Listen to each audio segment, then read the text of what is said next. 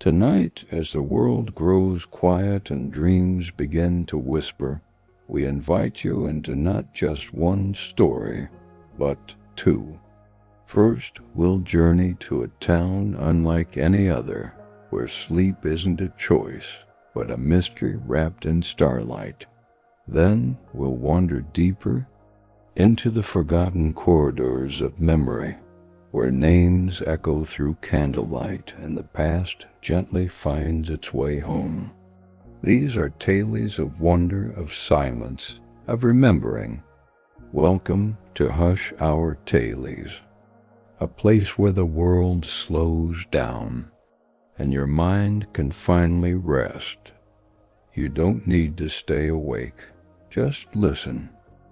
Let the words wash over you like waves on a quiet shore until sleep finds you and carries you softly into the stars. This is the town that slept beneath the stars, and your journey begins now. I don't remember exactly when I first heard about the town. It wasn't on a map. No GPS could guide you there. And yet, one night, when I needed to get away, truly get away, I found myself driving toward it, as though something far older than memory was leading the way. The road wasn't paved, not at first, just a narrow path of packed earth and wild grass, as if it had been forgotten by time. Trees leaned in overhead, like old friends whispering secrets. The stars above seemed closer than they ever had before, like they were watching me, like they were guiding me. I wasn't afraid, but I should have been. There was no signal on my phone, no signs, no sound but the quiet hum of my car and the occasional rustling of the trees, like they were stretching in their sleep. Then the road curved sharply left, and I saw it. A wooden sign, crooked and half covered in moss, with 3 faintly glowing words carved into it. Welcome to Morgulin Hollow. I stopped the car, engine idling. Something about that name, it felt familiar, like I'd heard it in a dream I couldn't fully recall. With nowhere else to go and no real plan in mind, I followed the road down into the valley. Morgulin Hollow wasn't much of a town, not by today's standards. A handful of cottages, a bakery that looked like it had stepped out of a storybook, a small stone church with ivy crawling up its sides, and a tall clock tower, frozen at 12:07. Always 12:07. There were people, quiet, slow-moving people, dressed a little oddly clothes that looked too old to be modern, but too clean to be costumes. No one spoke when I arrived. They just nodded gently, as if they'd been expecting me. A woman named Alma ran the inn. She was tall and thin, with hair the color of ash and eyes like candlelight. "You'll want the corner room," she said softly, without asking my name. "Best view of the stars." I should have asked more questions, but something about the air made it hard to think clearly. Like fog had settled over my thoughts. Everything moved slower here. Even my own heartbeat felt different, softer, calmer. That night I stood at the window of my room and looked up. The stars, oh the stars. I don't know how to describe them properly. They didn't just shine. They shimmered, they pulsed, they danced in patterns that made no earthly sense. It was like looking at a sky that had been waiting just for me. And then I heard it. Music, faint and far away, like someone humming a lullaby across a field. I leaned out the window, but there was no one in sight. I slept soundly that night, too soundly, dreamless, weightless sleep, the kind that wraps around you like warm wool and doesn't let go. When I woke up, the clock on the knit-stand read 12:07, same as the tower outside. I thought maybe the clock was broken, but I'd find out later that wasn't the case. When I came downstairs the next morning, the inn was quiet. There was no sound of clinking dishes, no murmured voices over breakfast, just the faint creak of the wooden floor beneath my feet and the scent of lavender drifting in from somewhere unseen. Alma was already in the kitchen, stirring something in a small pot over the stove. She looked up and smiled at me, a tired but peaceful smile. "Did you rest?" she asked. I nodded, though I wasn't sure rest quite covered it. I had slept like I hadn't in years, but it was a deep, dreamless kind of sleep, the kind that felt like I had left my body entirely. "I made chamomile and cardamom porridge," she said softly. "It's good for keeping time from catching you." That made me pause. Keeping time from catching me? She stirred again and gave no further explanation. I ate anyway. The food was warm, comforting, the kind of thing someone might feed a child when they're too tired to chew. As I sat at the small round table, I watched out the window. People moved slowly past the inn men in woolen vests, women in long linen skirts, children trailing their fingers along stone fences, chasing shadows like they were alive. But no one seemed in a hurry. No one looked at a watch. No one even spoke. And then I noticed it again. The church bell in the center of town, underneath that frozen clock, had never rung. It was always exactly 12:07. Back upstairs, I checked my phone again. Still no signal, still no time change. My phone said 12:07, too. At first, I thought it was just a coincidence. A glitch, maybe. But as I sat on the edge of the bed and listened to the absolute stillness outside, I felt it in my chest. Time wasn't moving here. Not really. I stayed another night. I don't know why. Part of me felt like I couldn't leave. Another part didn't want to. That evening, I walked through the town square. No one stopped me, but they all noticed. They watched with calm, steady eyes. A girl sitting on a bench fed crumbs to a bird that never flew away. A boy sat cross-legged beside the fountain, playing a flute without a single sound escaping it. And above it all, that great, unmoving clock, 12:07.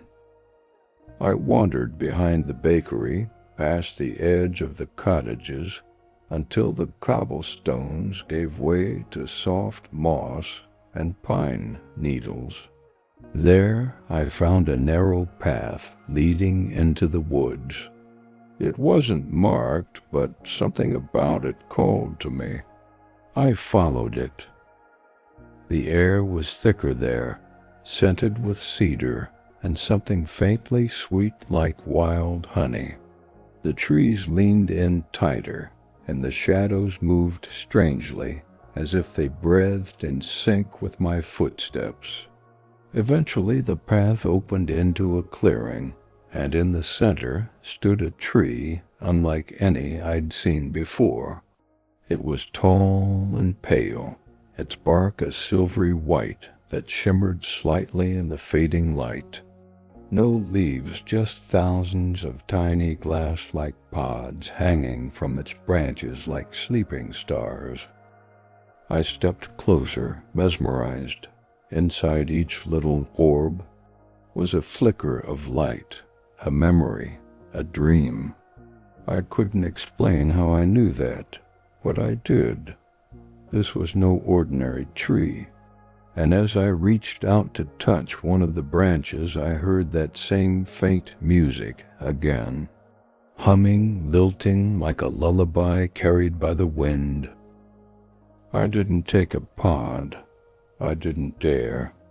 Instead, I stood there, heart slowing, breath easing, as the night wrapped around me like a velvet shawl.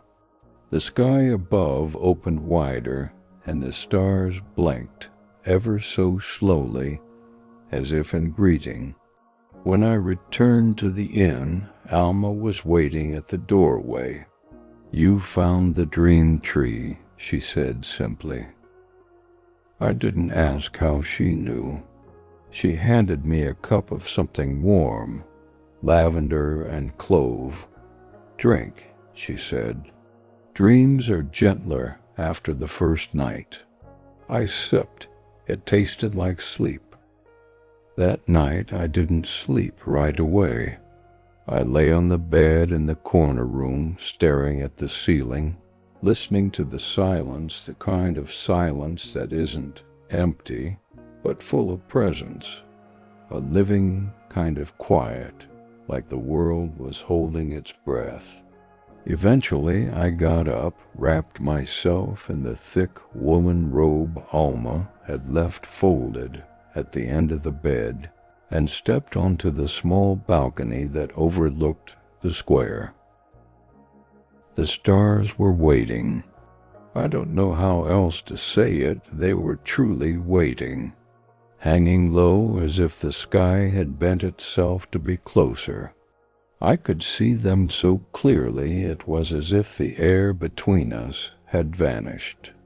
Some of them blinked with rhythm, some shimmered like ripples on water, and then I heard the music again.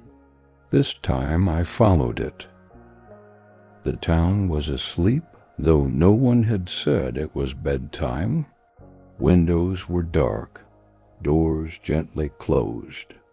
Even the street lamps gave off a softer glow now, flickering like candlelight. No one stopped me as I wandered barefoot down the cobbled streets. I passed the clock tower, still 12:07.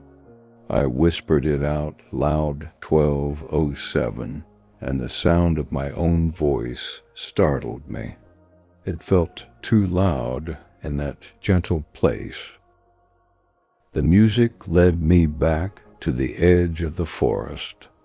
The path was easier to find now, like it had remembered me, and when I reached the clearing, the dream tree was glowing. Each hanging pod, each star-smooth orb glimmered softly in the moonlight.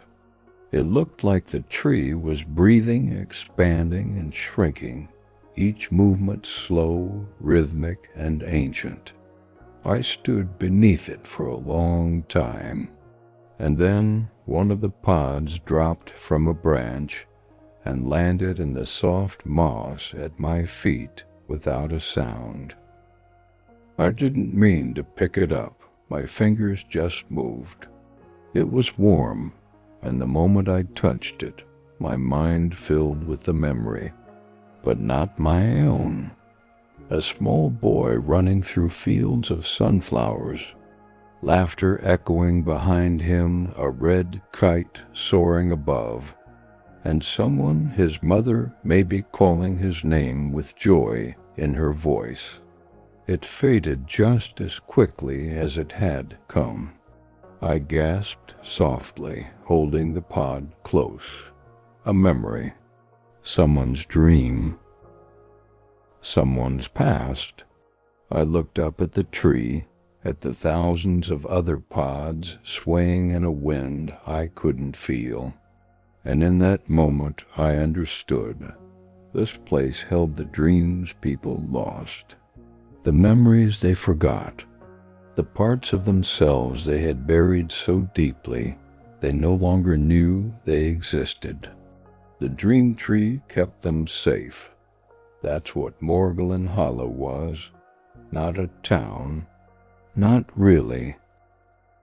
It was a place where time paused so you could remember what mattered or forget what hurt. I stayed by the tree for hours, though I couldn't tell by any clock.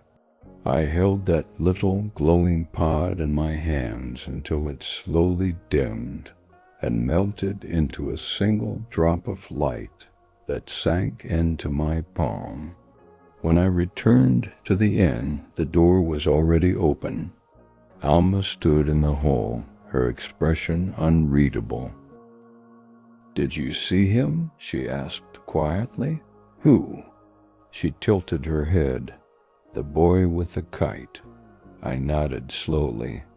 Alma walked past me, gently brushing my shoulder. "That one was mine," she said, and disappeared into the kitchen. The next morning, the light came softly through the thin curtains. I woke with the pod's warmth still faint in my palm, like a secret I couldn't quite hold on to.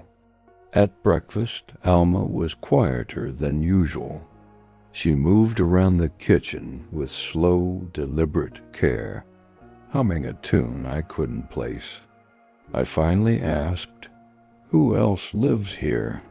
The people I've seen?" She paused, looking out the window toward the frozen clock tower. "They're the ones who found their way here, too," she said. "Lost travelers, dreamers, the forgotten. Some choose to stay, some can't leave." Her words settled over me like a soft fog. I felt the pull to ask more, but something in her gaze stopped me. Instead, I left the inn and wandered toward the square. The air felt thick with stories. The cobblestones seemed worn not just by feet, but by memories. A man with kind eyes sat on a bench, whittling a piece of wood into a small bird. "Beautiful," I said, nodding at his work. He smiled. "Thank you. It sings at night." "Does everything here sing?" I asked. He chuckled softly. "Only if you listen."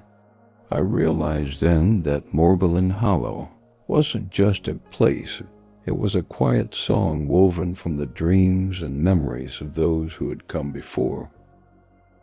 I walked toward the church, the bells silent as ever, the clock frozen at 12:07. But beneath the surface, I could feel a heartbeat, not of the town, but of time itself, steady breathing. As night fell, I returned to the dream tree. This time I wasn't afraid. The pods hung heavy and glowing. I reached out and touched one gently. A flood of warmth swept through me, memories not my own, but somehow familiar. Laughter, tears, love, loss. And I understood this place was a refuge for the soul, a pause between heartbeats, a lullaby whispered beneath the stars. That night, as I lay in the quiet comfort of the inn's corner room, I felt a gentle pull of warmth, like the memory pod I held earlier, but deeper, more persistent. I slipped out of bed, careful not to wake the sleeping town, and stepped once more onto the balcony. The stars were especially bright, twinkling with a soft, steady rhythm. I whispered, "What is this place?" The wind responded with a gentle rustle in the trees. Drawn by that unseen thread, I found myself walking to the edge of the forest again, where the dream tree waited like a sentinel of light and memory. This time the clearing was bathed in a silver glow, and the pods sparkled brighter than before. I reached out again. The moment my fingers brushed the smooth surface of one orb, a vision bloomed inside me. A woman standing by a window, her hair catching the golden afternoon sun. She was smiling softly, holding a small bundle wrapped in cloth of baby. She looked peaceful, hopeful. And then the vision faded, replaced by a comforting warmth that settled deep inside my chest. I understood then that these pods were more than memories. They were fragments of love, hope, and dreams that refused to fade. The light inside them never truly leaves. As I stood there, a soft voice whispered on the wind, "Welcome home." Startled, I turned, but no one was there. Only the trees, the stars, and the endless night. When I returned to the inn, Alma was waiting by the door. "You're beginning to see," she said quietly. I nodded. Morglen Hollow doesn't trap you.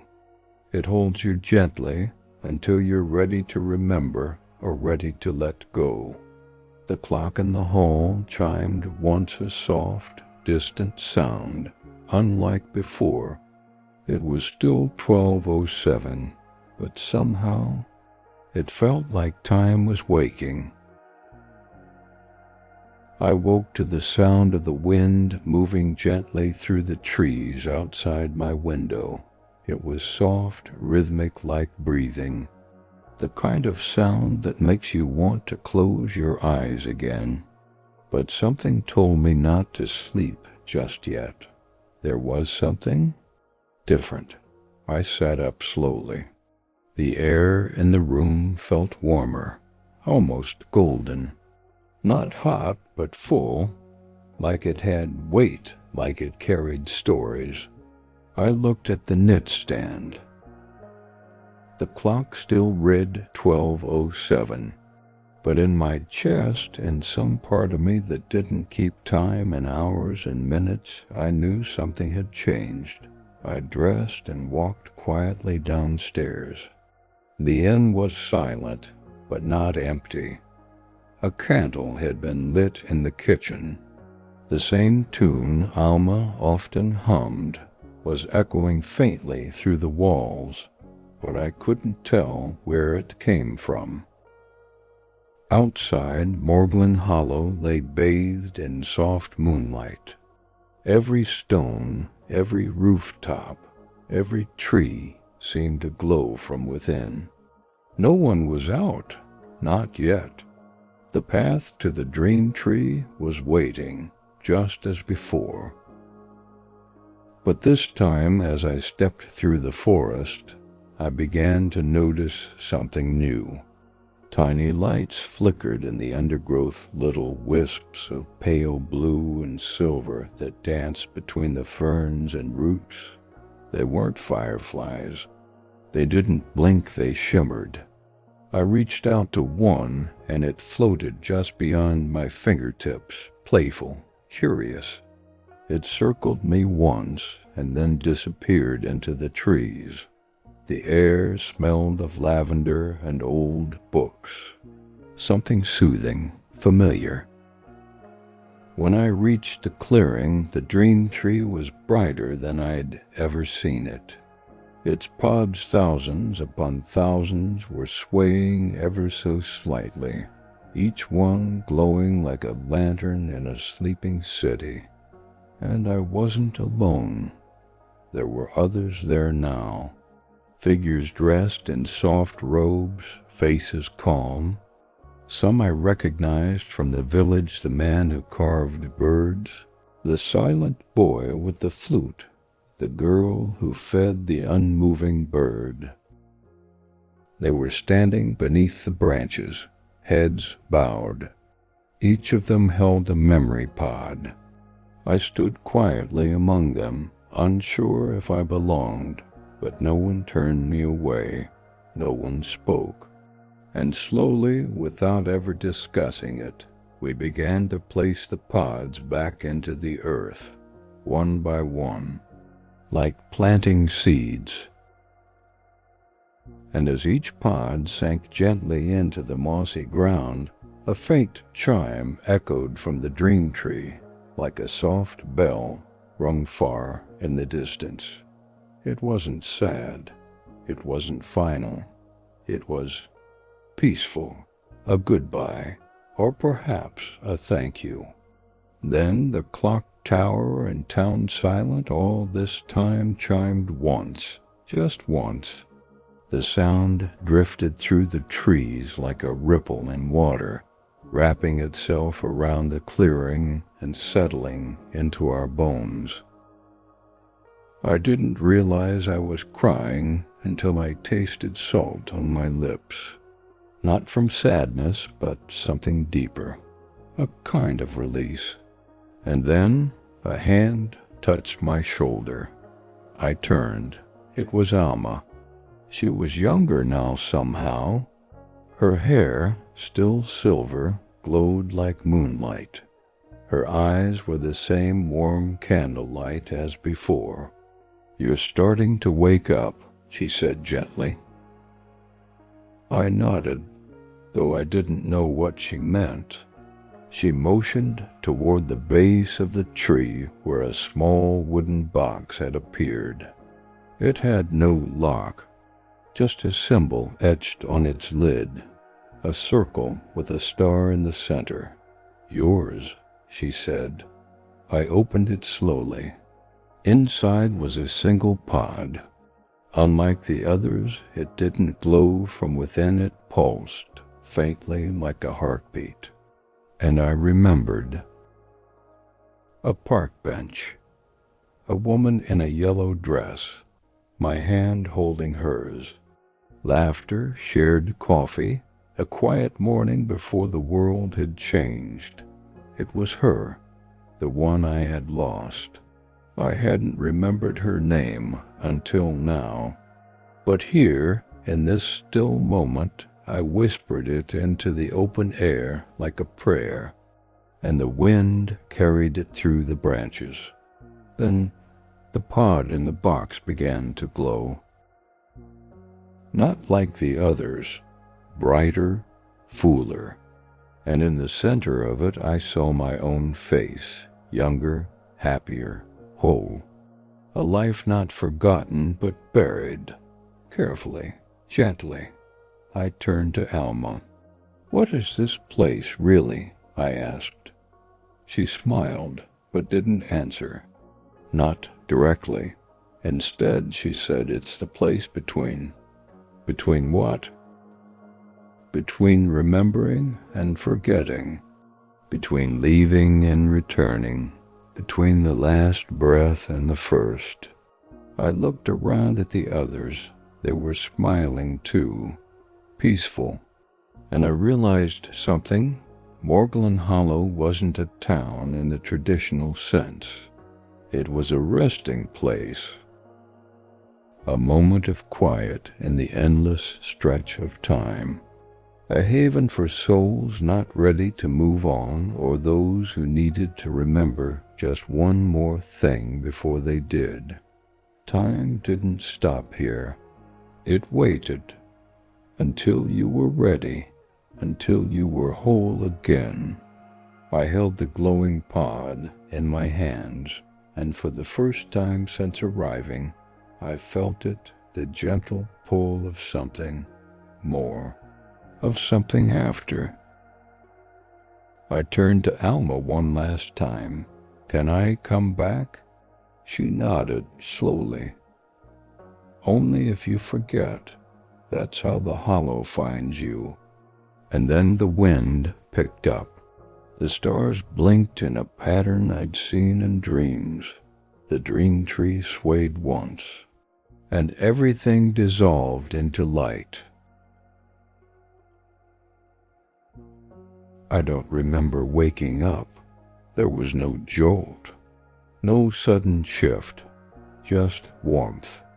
A slow return to myself, like being wrapped in a memory you forgot you loved. When I opened my eyes, I wasn't in the inn. I was lying on a field of soft grass, dew-touched and cool beneath my hands. The stars above still shimmered, but they were different now. Farther, maybe, quieter, like they were saying goodbye. And in that moment I realized I had left Morglan Hollow, not because I wanted to, because it was time. I sat up slowly, breathing in air that was still and clean. There were trees nearby, but not the same ones. No dream tree in sight. No cottages, no clock tower. Just a hush of dawn pressing gently on the horizon. Somewhere far away, a bird called out soft and solitary. I looked at my hands. They were empty. No memory pod. No box. Nothing to prove I'd ever been there. And yet, I felt different. Not just rested, returned. As if I'd gathered all the scattered pieces of myself and stitched them quietly back together under a sky no one else could see. And then I heard a voice faint, not spoken aloud but felt inside. Remember, but do not cling. I stood, brushing the grass from my clothes, and began to walk. There was a road barely visible through the mist, winding gently between hills. I couldn't tell where it led, but I wasn't afraid. Somewhere behind me, though I couldn't turn to look, I felt the weightless hush of Morglan Hollow, like a dream fading just as you open your eyes, not lost, just softer, fainter. Carried with me. As I walked, memories returned in fragments. The woman in the yellow dress, the boy with the flute, Alma and her quiet eyes, the dream tree glowing like a constellation fallen to earth, the pod I had held and the warmth it gave me. They weren't sharp now, just soft threads in the fabric of my being, and as I walked, I realized I hadn't truly left. Not entirely. Morglan Hollow lived inside me now. It always had. It's not a place you find on a map. It's not a village tucked away in some forgotten valley. It's the space between moments. The stillness in the center of your chest when the world falls quiet. It's the hush in your heart when you close your eyes and remember something beautiful you thought you'd lost. That's the truth of it. That's what Alma meant. You can't go looking for Morglan Hollow. It finds you when you're ready to rest. When you're ready to remember, or when you've forgotten too much and something deep inside whispers, "Come home." I walked until the sun began to rise behind me, and though I couldn't hear it, I felt it, the distant sound of the clock tower. It was no longer stuck. It was ticking again, not loudly, just gently, like a lullaby played on a piano, missing its middle keys. I smiled and kept walking. The path curved ahead, swallowed softly by morning fog, and just before it disappeared completely, I whispered into the breeze, "Thank you." Not to anyone in particular, just to the hollow, for holding me, for waiting, and for letting me go. And so if you ever find yourself lost, not just in place, but in time, if the world feels too loud, too fast, too full of things forgotten, close your eyes, breathe and listen for the quiet that lives beneath the stars, the one that hums like a lullaby just out of reach. And maybe, just maybe, you'll hear it. The gentle chime of 12:07, and you'll know you've found your way back to hush our tales, to the town that waited for you, to the dream that never ends.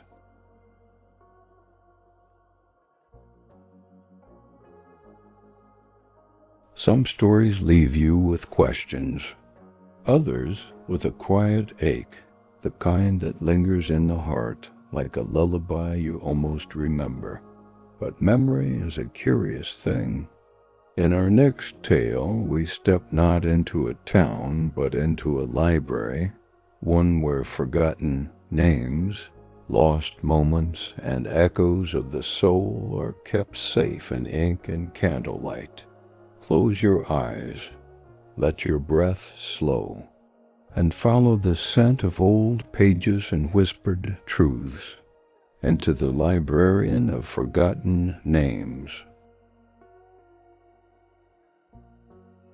They say that some places appear only when you're ready to find them, not when you want to, not when you're looking, but when something inside you finally stops clinging. That's how I found the library, or how it found me, I suppose. It happened on a Tuesday, though I can't be entirely sure. My sense of time had started to blur around the edges by then. The days were beginning to feel the same, all soft light and distant thoughts. I had taken to walking in the early evening, letting my feet guide me wherever they pleased. I didn't have a destination. I only wanted to feel the air on my face and hear the sound of shoes against quiet pavement. It was during one of those walks that I turned down a street I didn't recognize. I had lived in the city for years, and yet this place was unfamiliar, older, quieter, tucked into the bones of the town like a breath someone forgot to release. The buildings were tall and leaning, their bricks soft with time, their windows long shuttered. Ivy clung to the walls like memories refusing to let go. It was beautiful in a way that made your chest ache, like stumbling across an old photograph of someone you once knew but can no longer name. That's when I saw it. At the end of a narrow alleyway, so narrow I almost walked past it, there was a door, just a door, nothing else. No signs, no lights, no address. Just aged wood, a faded teal color, and a bronze handle shaped like a sleeping cat. It was curled up as if dozing in the sun, its tail wrapped around the knob like it was guarding something precious. I stared at it for a long time. It wasn't the kind of door you usually saw in the city. It belonged somewhere older, somewhere forgotten, and yet there it was, tucked between two brick buildings that didn't seem to belong to anything at all. There was something about it, something soft and familiar, like the smell of an old book or the sound of rain against windows when you were small, a memory you didn't know you still carried. I reached out and touched the handle. It was warm. The door opened without a sound. The moment I stepped inside, the air changed.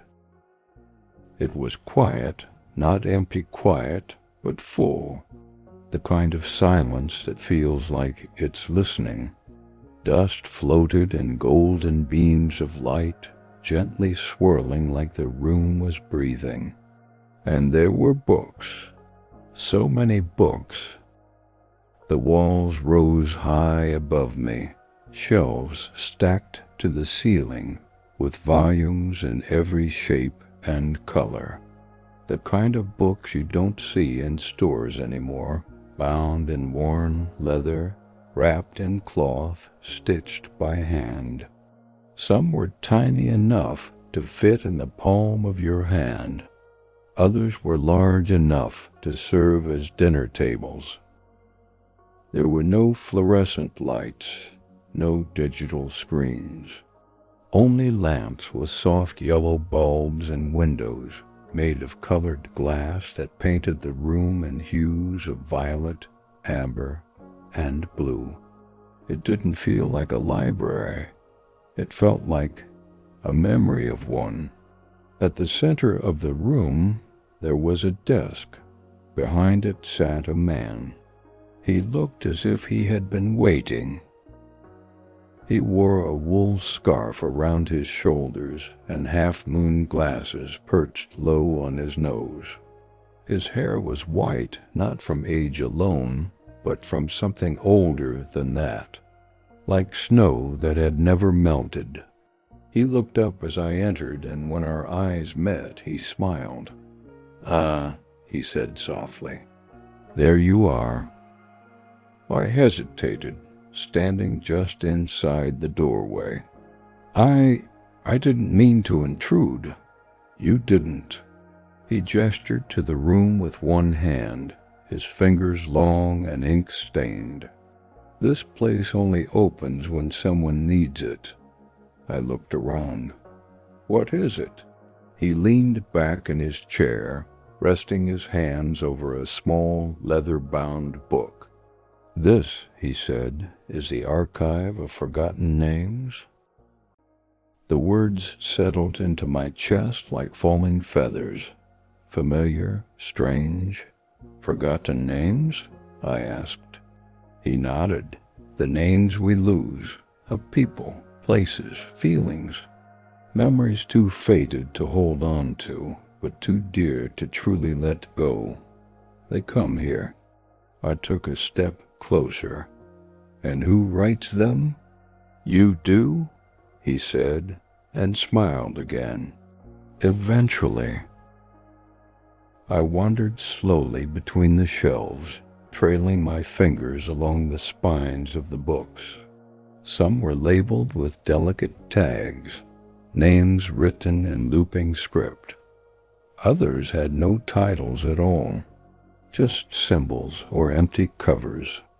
Each book gave off a different feeling. One shelf smelled faintly of cinnamon and pine needles. Another reminded me of cold mornings at my grandmother's kitchen table, even though I couldn't remember her face. And then I came across a shelf tucked into a quiet corner. A small green book sat alone on it as if waiting. I reached for it. The cover was soft with age. No title, just a gold-embossed circle in the center. I opened it. On the first page there was only one line. I remember the smell of her garden, but not her face. I felt my heart catch. I turned the page. She wore gloves when she gardened, blue ones, I think. Or maybe they were gray. Her name started with an M. Each page was like a whisper, a fragment of something beautiful and incomplete. And I didn't know if I had written it, but I felt like I had. I closed the book gently, cradling it in my hands. When I turned, the man was standing behind me. "You've begun to remember," he said softly. I looked at the book. "Whose memories are these?" He tilted his head. "Does it matter?" I looked down again. "I don't know." He gestured toward the desk. Come, there's something else. Back at the desk, he handed me a blank notebook. Its cover was soft and warm like leather that had been held often. "This is yours," he said, "to begin collecting." "Collecting what?"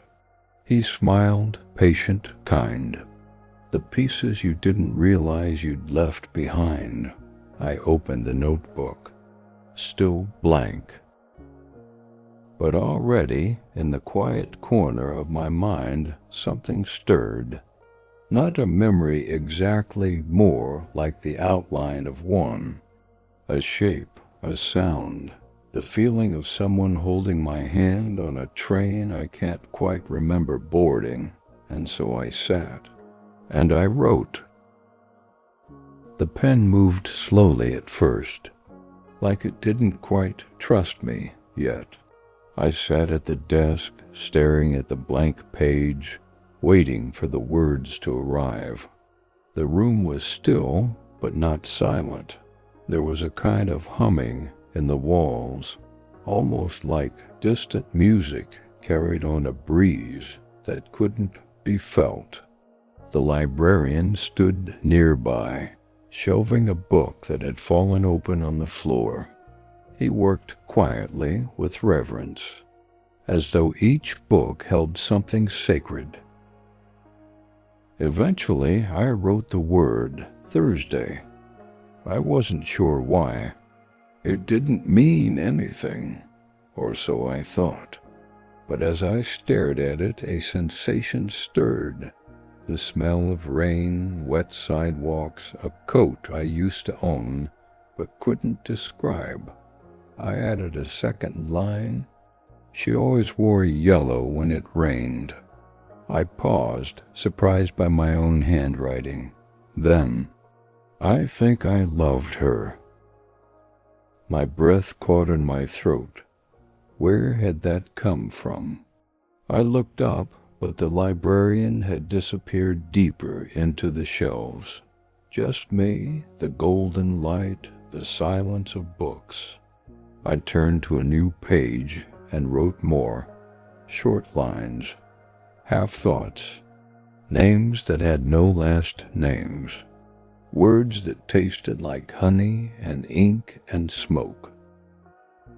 And with every line I wrote, something shifted inside me. Not like remembering, not yet, more like making space for something to return. An hour passed, or a day. I couldn't tell anymore. Eventually, the librarian returned. He carried a new book in his hands, thick, bound in soft midnight blue. He set it on the table gently, like placing down something living. "This one's yours, too," he said. I blinked. "But I didn't write that. You did. A long time ago." I hesitated, then opened the cover. My name was written in the corner in careful script, but it wasn't my current handwriting. It was younger, rounder, like the way I used to write when I was in school. It looked like me, but smaller, less certain. The first page was full of words, tiny notes, phrases I half recognized. Her laughter cracked like sunlight. Always burned the toast. Always blamed the toaster. That dog, what was his name? The scruffy one with the lopsided ears. I touched the page, and suddenly I remembered him, the dog. His name was Bixby. He was mine. I could see him now, running through the yard, his paws muddy, tail wagging so hard it nearly knocked over the flower pots. He used to wait for me at the door every day after school. He used to sleep curled up at the foot of my bed. I had forgotten him completely, and now he was back. I closed my eyes and let the memories settle into me. It didn't hurt, not really, but it made me ache. Like finding a box of old photos in a closet you didn't know was yours. When I opened my eyes, the librarian was watching me. He didn't speak. He just nodded. "Why do we forget things like that?" I asked him later. He led me through the shelves as he responded, "Because we need room. Life keeps adding more, and the mind can only carry so much. So it tucks things away, not gone, just set aside." He paused, then added, "Sometimes we forget to protect ourselves. Sometimes to survive. Sometimes simply because time is a thief with soft hands." He handed me a book off the shelf. It was bound in red velvet, no title. I opened it and read aloud. "He used to whistle in the garden, even when nothing was blooming." I felt tears prick behind my eyes. "Someone's father," the librarian said softly. She couldn't remember his face, but she remembered his song. That was enough. I closed the book. "Are there a lot of these?" He smiled sadly. "Endless." Later that day, or evening, or night, time was only suggestion here. He took me to a room behind a curtain of hanging keys. Each key jingled softly as we passed. Inside was a round chamber. No shelves, just pedestals. On each pedestal was a single object: a glove, a child's shoe, a cracked ceramic mug with the word "Mom" barely legible on the side. "What is this?" I asked, barely above a whisper. "The objects of echo," he said. "When a name fades, sometimes what remains is a feeling. These are the ones too strong to leave behind." He lifted one item, a small, tattered ribbon. The moment he touched it, the room filled with the sound of soft humming, a lullaby. My throat tightened. "Someone's mother?" He nodded. "She hummed this when she braided her daughter's hair." I stood still, letting the sound wash over me. It felt like being held by someone you missed without knowing who they were. That was the magic of this place. It gave shape to what the heart had lost. As we walked back to the main hall, I asked the librarian, "Has anyone ever remembered everything?" He looked at me for a long moment, then said gently, "No, but some come close." He placed a hand over his chest. "The point isn't to remember it all. It's to remember enough to feel whole again." Back at the desk, he handed me my blue book. "Tonight," he said, "write what returns." And so I did. I wrote about Bixby, about Thursday rain, about toast and laughter and the smell of rosemary on the sleeves of a woman whose name I still couldn't recall. And as I wrote, the ink shimmered softly in the candlelight, like it too was remembering something. There's something curious that happens when you start to remember. You don't just recover memories, you begin to notice all the spaces they used to fill, the quiet gaps, the stillness behind old thoughts, the places where laughter once echoed and where absence had silently taken root. After a few nights in the library, I started feeling that quiet pull, like something was waiting just around the next corner. Each day, I returned to my desk. I wrote more. Sometimes just a word, button hook, lemon pie, copper swing set. Other times I wrote full pages that spilled from my hand like dreams, vivid but fleeting. They didn't always make sense, but they felt true. And all the while, the librarian was never far. He rarely interrupted. He moved among the shelves like a ghost of memory himself, shelving new arrivals and carefully restoring crumbling bindings. He always seemed to know when I was ready for more and when I wasn't. That morning, if it was morning, he approached my table with a ring of old iron keys. There must have been hundreds, all mismatched and jingling like wind chimes on a quiet porch. He held out a single key. It was small, tarnished, and cold in my hand. "The door at the end of the west wing," he said. "There's a door there?" I asked. I'd wandered the west wing twice. Nothing but shelves and silence.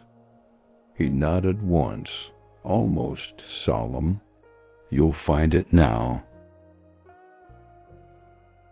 I followed the lantern-lit corridor, past the geography of forgotten places, aisles, filled with books named for towns that no longer existed, and forests that had only grown in dreams.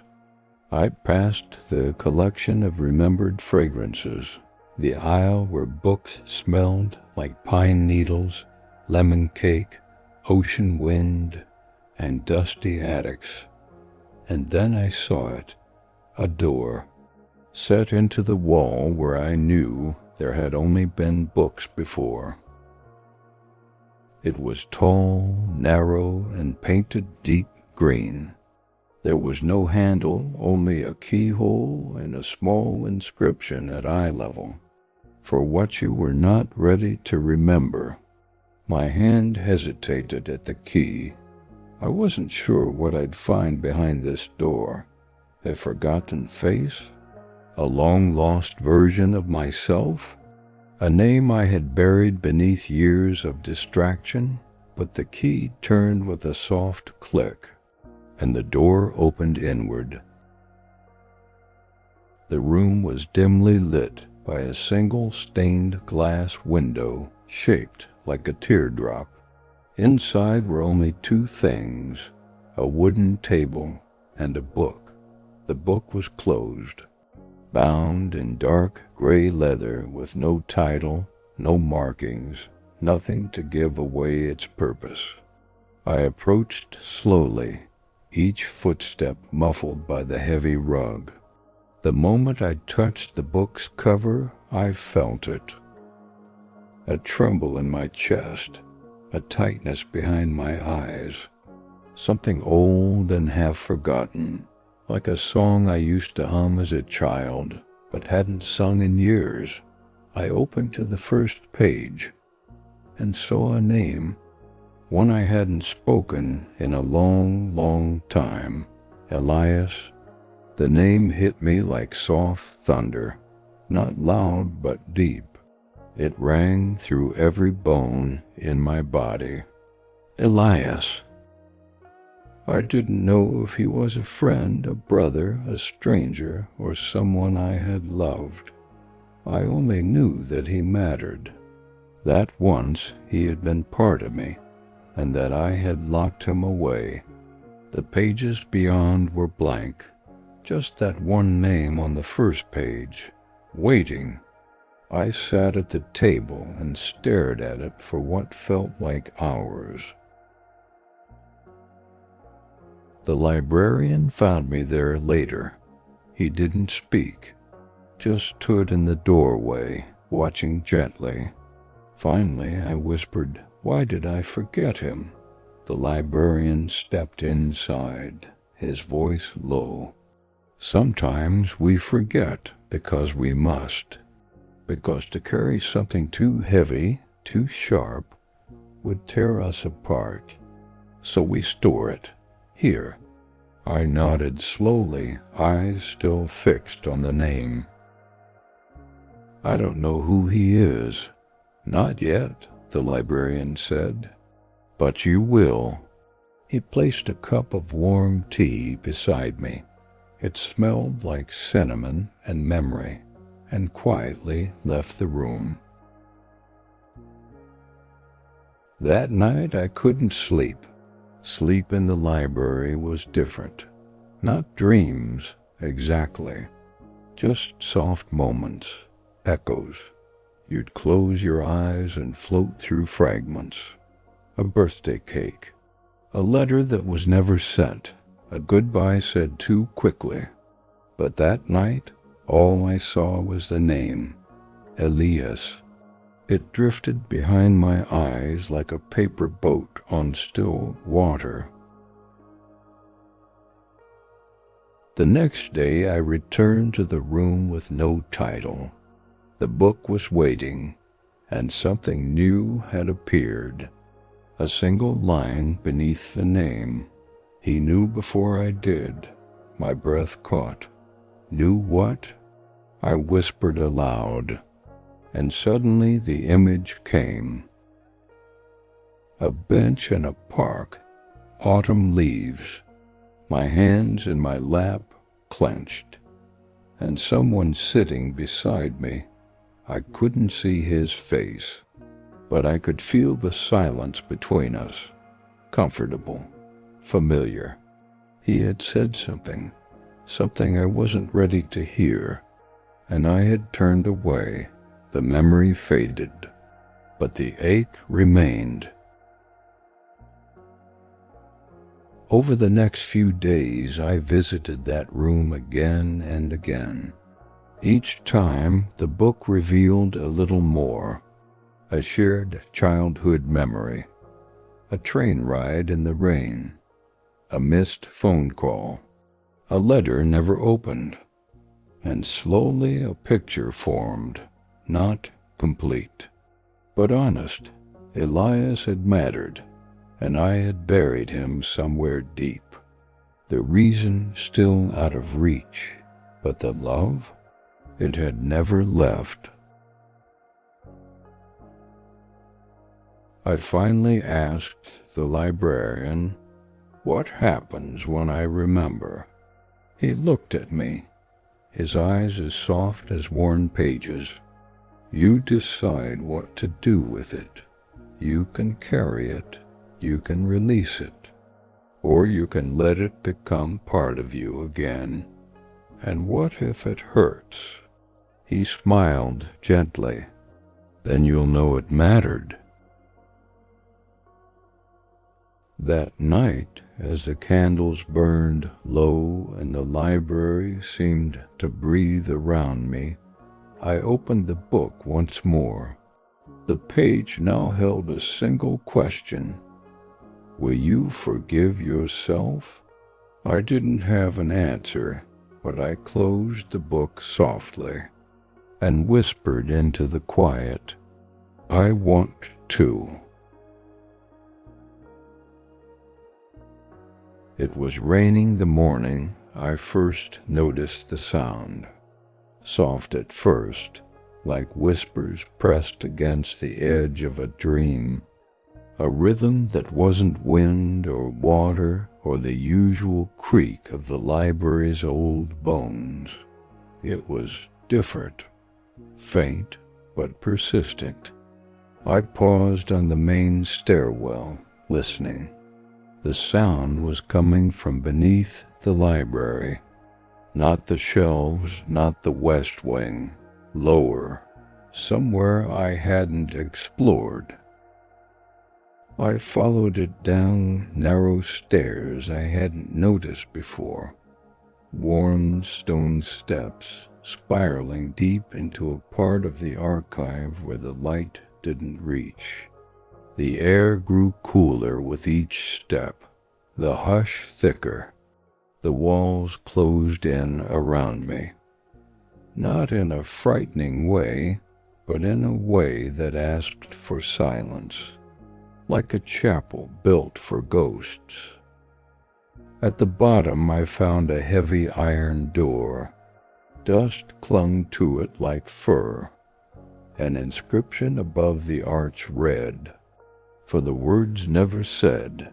There was no lock, just a push ring of polished brass waiting for my hand. I hesitated, then pressed. The door swung open with a deep sigh. Inside was a vast chamber. No books, no shelves, only letters. Stacks upon stacks of envelopes tied in ribbons or bundled in old boxes. Some were handwritten in swirling script. Others typed on yellowed stationery. Many had no names on them at all. The air was thick with ink and time. There were chairs scattered throughout the room, mismatched, worn as if visitors came here to sit with the silence. And in the center stood a single desk with a single lamp, always lit. The librarian was already there. He looked up as I entered and smiled, a quiet welcome. "I thought you'd come." I walked slowly among the stacks, the smell of wax and parchment rich in the air. "What is this place?" I asked. His voice was a murmur, the vault of unspoken words. "This is where the unsent letters come, the words that lived in the heart but never made it past the lips. Regrets, confessions, apologies, truths too heavy to carry." I picked up a folded note tied in twine. It was fragile, the ink faded. I opened it carefully and read. "I never told you I was proud of you. I should have. Every day I thought you knew. But I see now you didn't." A tightness formed behind my eyes. I folded it again, reverently, and placed it back. The librarian gestured to a nearby chair. I sat. "You may read as many as you wish," he said, "but one will always feel like it's yours." I read for hours, letters from mothers to children, lovers to lovers, friends who drifted. Some were unfinished, sentences trailing off like breath. Others had dates written at the top. May 12, 1984, the day before the accident, the morning she left. One letter simply read, "I forgive you, even if you never asked me to," and something in me cracked. I didn't know who the writer was. I didn't know who they forgave. But it felt like the letter had been waiting for me, or maybe someone like me, someone carrying words they hadn't spoken aloud. After a time, the librarian placed a fresh sheet of paper on the desk before me. "Would you like to write one of your own?" he asked. I stared at the page. The pen in my hand felt heavier than usual.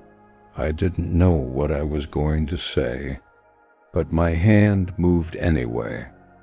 "Elias," the name bled from the ink like a long-held breath. I paused, then wrote. I was afraid, not of you, of what it would mean if I said it out loud, that you saw me, that I couldn't unknow it. I stopped, then added, "But I loved you. I love you still, and I hope wherever you are, you never stopped singing under your breath when you walked. I hope someone else noticed it too. Tears fell softly onto the paper. I folded the letter, held it to my chest, then placed it gently into a small wooden box marked to be heard someday. As I stood to leave, the librarian touched my shoulder. There's power in saying what was never said. I nodded. Even if no one hears it, he smiled. Especially then. Back in the main hall, I felt lighter. Not empty, just clearer. Like a fog had lifted inside me, even if the sky outside the stained glass windows still held rain. That night, I wrote more. Not just memories, not just names, but the spaces where words had lived unspoken. And I began to understand. The archive wasn't just a place of memory, it was a place of meaning, of the moments we never gave ourselves permission to feel. Later, as I passed by the east wing on my way to sleep, I heard it, a faint melody, someone humming, deep in the stacks. I didn't search for the source. I just closed my eyes and let the sound lead me home. There are memories you can hold like photographs, crisp and clear, framed in time. And then there are the others. Not thoughts, not visions, but echoes. The kind that live in your bones and return in dreams you don't quite understand. That's where the librarian took me next. It was after a quiet morning spent copying fragments from my blue book, pages filled with soft details, like her coat smelled like oranges. His handwriting always slanted downward when he was tired. Little things, things no one else would remember, but I did now. And then the librarian appeared at my side, as he always did when something was ready to be shown.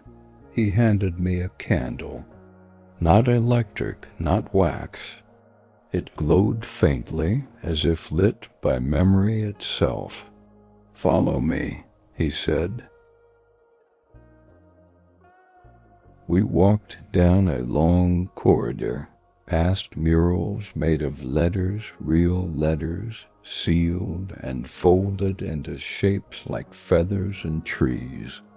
The walls hummed faintly as we passed, not with sound exactly, but with presence, like everything here was aware. Finally, we reached a tall, arched doorway carved into black stone. Above it, in delicate script, to what was felt but never said. He paused beside me. "This is the Hall of Echoes," he said quietly. "You won't see what you remember, but you will feel it. Let it pass through you. That's all it asks." I nodded slowly and stepped inside. It was nothing like I expected. The room was vast, round, and soft, not in material, but in atmosphere. The floor seemed to ripple gently beneath my feet, like mist on still water. There were no books, no shelves, only sound and feeling. A warmth that came from nowhere. A pressure, like someone holding your hand. A laugh in the distance, faint but familiar. I turned my head, following it. The sound wasn't loud, but it pulled at something in me. I followed it to the center of the room. A soft chair waited there. I sat. The candle flickered, casting gentle light. And then the echoes began. The first was the rustle of curtains, then footsteps fast, young, a child's voice laughing, then the sound of a bike skidding to a stop, a screen door slamming. It came in waves, not like a recording, not like a dream, more like being inside a feeling. And suddenly I was 6 again. Or maybe 8. I could feel summer air on my arms. I could hear someone calling my name from a porch, a voice I hadn't heard in decades. And in that moment, without effort, I remembered. My sister. Her name returned like breath. Nina. I hadn't thought of her in years. We had grown apart long before we even knew what that meant. Life had taken us in different directions. She had become a postcard once a year. Then nothing, but here now I remembered everything.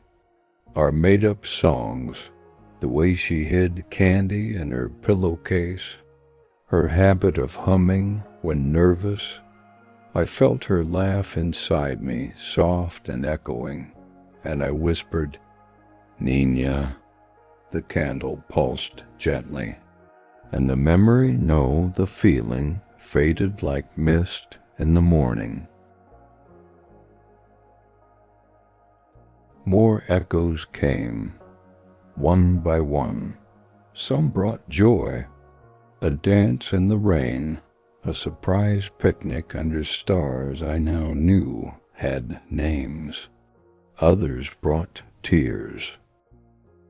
A hospital waiting room, the silence of goodbye, a door closing behind someone who never opened it again, but none of them overwhelmed me. Each came like a wave and passed, and with every one I felt myself more whole. The librarian's voice returned from somewhere behind me. You don't have to chase the memories. They'll come when you're still. I turned slowly in my chair. He was seated nearby now in another soft chair, legs crossed, watching me as though I were the story. "Why do I feel things I don't remember?" I asked. He smiled. "Because the heart keeps better records than the mind." I rested there a while longer, letting the echoes swirl around me. They were never threatening. Some sounded like music I knew in a different life, others like a whisper I'd once ignored. A woman saying, "Please don't go." A man saying, "Wait, I need to say something." Footsteps chasing after someone they didn't catch. A child's voice saying, "Are you proud of me?" A long pause. Then silence. That one stayed the longest.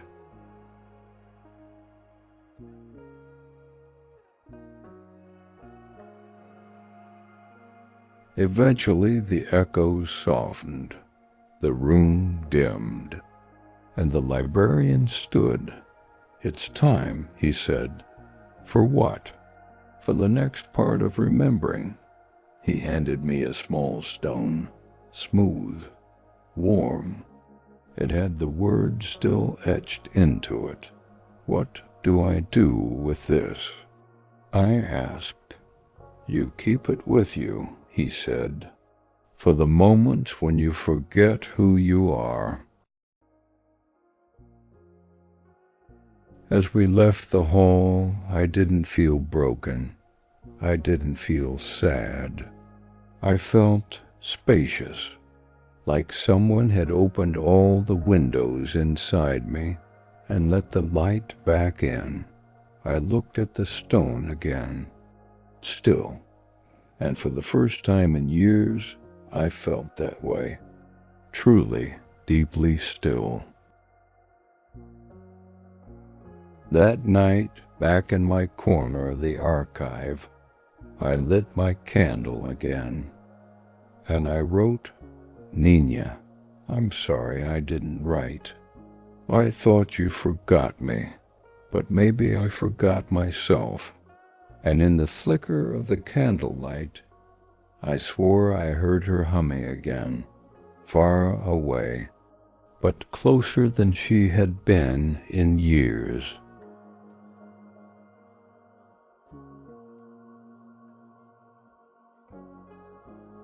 After the hall of echoes, something inside me had softened.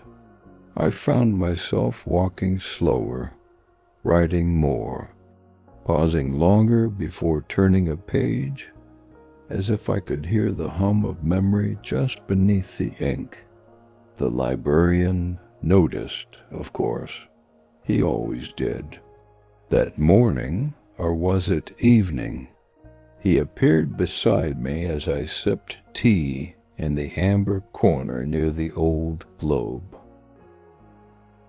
Without a word, he placed something beside me, a small envelope sealed with wax. The symbol on the wax was unfamiliar, a crescent moon wrapped in ivy. I looked up. He simply said, "Today you visit the gallery." Then he disappeared back into the shelves. The envelope was weightless in my hands, like it had been carried here by breath alone. Inside was a single card with 3 words written in delicate script. This could have been. That was all. And yet it felt heavy, like truth, like possibility. The entrance to the Gallery of Almosts lay behind the atrium of unfinished poems, a sunlit room where verses floated midder like birds too shy to land. Past that, through a narrow hallway lined with closed umbrellas, I found a glass door. It opened with a sigh. Inside was a long corridor, bathed in soft white light, flickering like memory. There were no books here, only frames. Each frame contained a painting, but not of real places. These were scenes of might have beens, versions of the life I almost lived. The first painting stopped me in my tracks. It showed me slightly younger, standing on a dock, holding the hand of someone whose face I didn't recognize, but whose presence felt like sunlight. The water behind us was still, the air golden. We looked peaceful, not happy in the loud way, but in that quiet, certain way you only feel once or twice in a lifetime. Below the painting, a brass plaque read, "If you had said yes." I felt my breath catch. I moved to the next frame. It showed a bookstore, small, messy, glowing with lamplight. I was behind the counter, surrounded by open books and sleepy cats. The air looked like cinnamon. The plaque read, "If you had stayed." I didn't even remember what decision it referenced, but my heart knew. I stared at it for a long time, and for a moment I could smell the paper, the ink, the warmth of that shop, a place that had never existed, and yet had. The gallery went on and on. each frame holding a moment I almost lived. Me with gray in my hair, painting on a porch beside someone who held my hand. Me as a teacher, me as a parent. Me traveling alone, notebook in hand, watching northern lights from a train window. Each almost felt like a secret I had kept from myself. Some made me smile, some made me ache. Some I walked right past, not because they didn't matter, but because they felt too close to touch. Eventually I came to the last frame. It was small, almost hidden behind a pillar. Inside it was a tiny room, no larger than a closet, with a desk, a candle, a blue book, and me. Right now, as I was writing, still, present. The plaque below, it simply said, "This is." I stared at it for a long time. Then I smiled. Because out of all the almosts, the bookstore, the lover on the dock, the solo journey beneath starlit skies, this was the only one I could still choose. The librarian appeared beside me. He didn't say a word. He simply walked with me back down the corridor, past all the glowing frames of what could have been. I turned to him and asked softly, "Do we ever get to go back to the ones we passed by?" He shook his head gently. "No. But," he added, "some find their way forward, if they're meant to." I looked back one last time, then tucked the envelope back into my coat and left the gallery of almosts behind. That evening, I lit my candle again and opened my blue book. I didn't write much, just this. Today I visited the life I didn't live, and it reminded me how much beauty still remains in the one I have. Then I closed the book and rested my hands on the cover, and for the first time in years, I felt content. Not because I had everything, but because I knew what almost was, and what is still could be beautiful. The days passed differently after I left the gallery of almosts, or perhaps they didn't pass at all. Time in the archive didn't follow the usual rules. It unfolded softly, like the pages of an unfinished story. No clocks, no calendars, just a quiet rhythm of remembering. My blue book grew heavier, not in weight, but in meaning. I had filled it with names and fragments. Whole chapters of myself I hadn't known were missing. It now held laughter and lullabies, scents and silences, people I had loved and forgotten, or loved and tried to. But something told me it was almost time. Not an ending, exactly. More like the final sentence of a chapter you don't want to finish, even though you know it must. One morning or evening, I woke to find a slip of paper tucked into the front cover of my book. It was folded once, like a secret note passed in class. I opened it slowly. 4 words were written in the librarian's familiar script. One name remains unseen. I stared at the message for a long time. A name. One more. The librarian met me in the atrium. He wore the same quiet expression he always had, kind, tired in the eyes, like someone who had lived many lives. Without a word, he led me down a narrow hall I hadn't noticed before. It was lined with mirrors, tall, silvered glass that shimmered with a light that didn't come from candles or bulbs.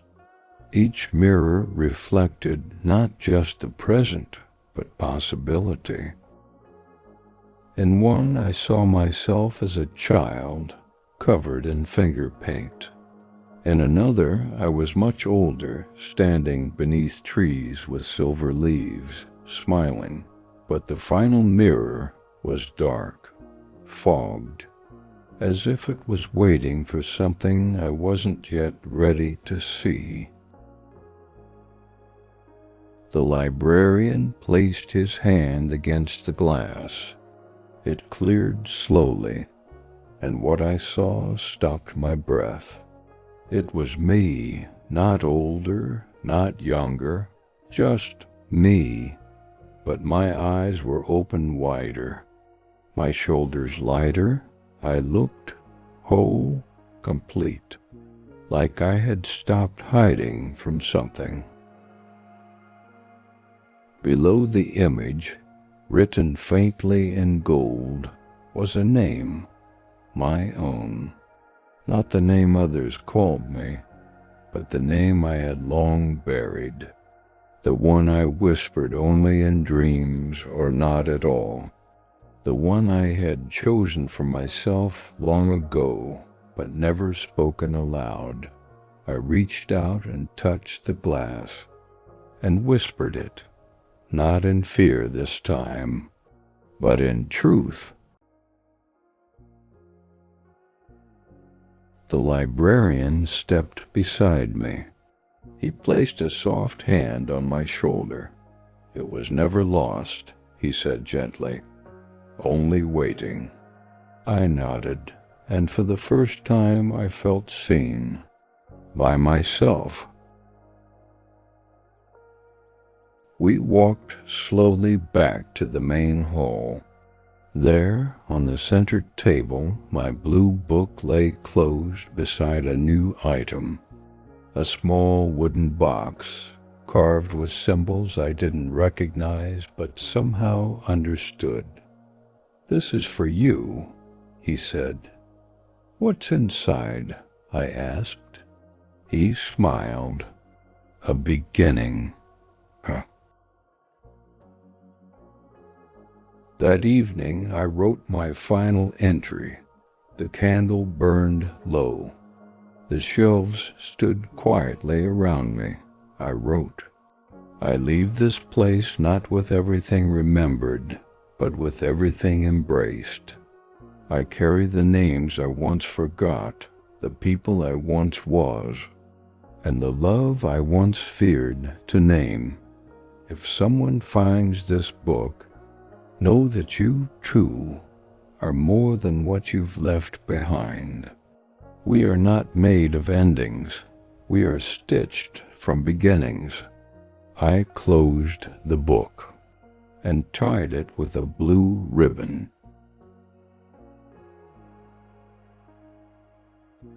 The librarian waited at the door. Outside I could see the alley, quiet, gray, unchanged.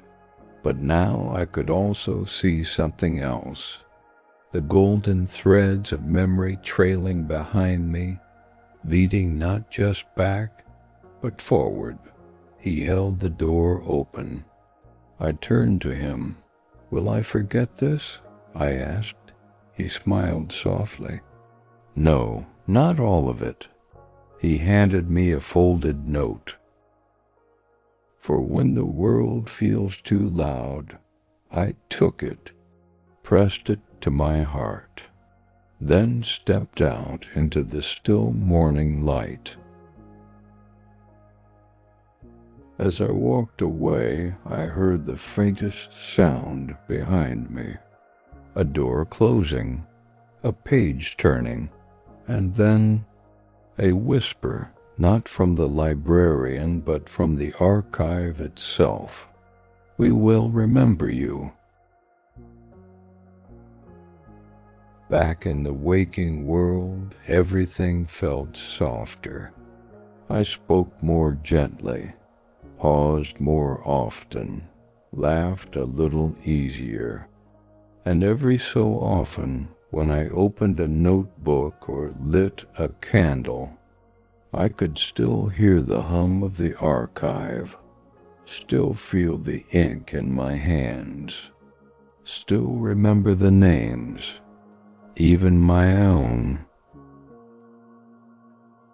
Tonight we traveled far, to towns that slept, to names long forgotten, to truths softly spoken in ink and dreams. You don't need to remember it all, just carry the feeling with you. Sleep well, dream gently, and remember, the story isn't over. It's only resting.